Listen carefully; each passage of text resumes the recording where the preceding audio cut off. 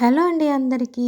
దశదానాలకు తోటకూర కట్టే అని ఎప్పుడైనా విన్నారా? వింటే మాత్రం కామెంట్ చేయండి. అసలు నేనెందుకు ఈ పదం వాడాను అనేది వీడియో ఎండింగ్‌లో చెప్తాను.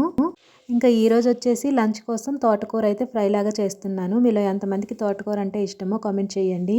తోటకూర చాలామంది ఇష్టంగా తినరు, కానీ తోటకూరలో ఉన్నన్న పోషకాలు ఇంకే ఆకుకూరల్లో కూడా ఉండవు అంటారు కదా! ఖచ్చితంగా వీక్లీ ఒక్కసారైనా సరే తోటకూర తినటం వల్ల చాలా బెనిఫిట్స్ అయితే ఉంటాయండి. అందరి సంగతి నాకు తెలీదు, కానీ మా ఇంట్లో మాత్రం అందరూ తోటకూర చాలా ఇష్టంగా తింటారండి. మా పెద్ద అబ్బాయికైతే తోటకూర ఫేవరెట్ డిష్ అనమాట. రోజు చేసి పెట్టినా కూడా ఇష్టంగానే తింటాడు. నేనైతే పిల్లల కోసం ఎక్కువగా తోటకూర చేస్తూ ఉంటాను కాబట్టి సింపుల్‌గా ఇలా చేస్తాను. చాలా అంటే చాలా టేస్టీగా ఉంటుందండి. ఎక్కువ ఇంగ్రీడియెంట్స్ కూడా ఏమీ అవసరం ఉండవు మనకి. ఒక 2 ఆనియన్స్, అలాగే వెల్లుల్లి, ఎండుమిర్చి ఉంటే మనకి సింపుల్‌గా తోటకూర ఫ్రై అయితే చేసేసుకోవచ్చు. నేనైతే ఎక్కువగా ఇలాగే చేస్తూ ఉంటాను.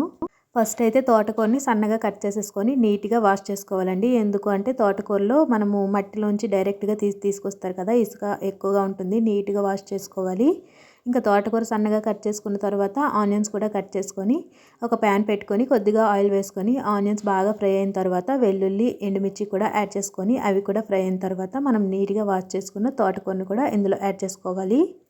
తోటకూర వేసిన వెంటనే ఉప్పు మాత్రం యాడ్ చేయొద్దండి. అలా గనుక యాడ్ చేస్తే కూర మరి ఎవ్వరూ తినలేరు. ఎందుకు ఇలా అంటున్నాను అంటే తోటకూర మనము కళాయిలో వేసుకున్నప్పుడు కళాయి నింపుగా కనిపిస్తుంది. సరే కూర ఎక్కువలా ఉంది కదా అని చెప్పేసి ఉప్పు గనుక యాడ్ చేస్తే మనకి ఉప్పు తప్ప తోటకూర మరి టేస్ట్ అనిపించదనమాట. అందుకోసమే ఒక్క 10 నిమిషాలు మూత పెట్టిన తర్వాత తోటకూర అంతా మగ్గిపోయి మనకి కొంచెం కూర అయిపోతుందనమాట. ఈ కన్సిస్టెన్సీలో ఉన్నప్పుడు మనం ఉప్పు, పసుపు, ఇంకా మన టేస్ట్‌కి సరిపడా కారం, ధనియాల పొడి ఇవన్నీ యాడ్ చేసుకుంటే మనకి కరెక్ట్‌గా సరిపోతాయండి. మనకి తోటకూర ఎక్కువగా ఉంది కదా అని ఎక్కువ ఉప్పు మాత్రం అస్సలు యాడ్ చేయొద్దు. ఆల్రెడీ తోటకూరలో అయోడిన్ లెవెల్స్ ఎక్కువగా ఉంటాయి కాబట్టి మనం ఉప్పు మాత్రం తక్కువగానే యాడ్ వేసుకోవాలి. ఇలా సింపుల్‌గా చేసుకుంటే తోటకూర ఫ్రై ఎంతో టేస్టీగా వేడి వేడి అన్నంలో తింటే చాలా అంటే చాలా బాగుంటుంది. ఎవరైనా ట్రై చేయాలంటే ఒక్కసారి ట్రై చేయండి. టేస్ట్ అయితే సూపర్ ఉంటుంది. వీడియో స్టార్టింగ్‌లో ఒక సామెత చెప్పి దానికి అర్థం చెప్తానన్నాను కదా! అదేంటి అంటే మనము చేసే హెల్ప్ చిన్నదైనా దాన్ని పెద్దదిలా చూపించాలనుకున్నప్పుడు ఎక్కువగా ఈ సామెత వాడుతూ ఉంటారండి. అసలు ఇప్పుడెందుకు ఈ సామెత చెప్పాను అనుకుంటున్నారా? అందరికీ అర్థం అవ్వకపోయినా వీడియో చూసే వాళ్ళలో కొంతమందికైతే ఖచ్చితంగా అర్థమవుతుందండి.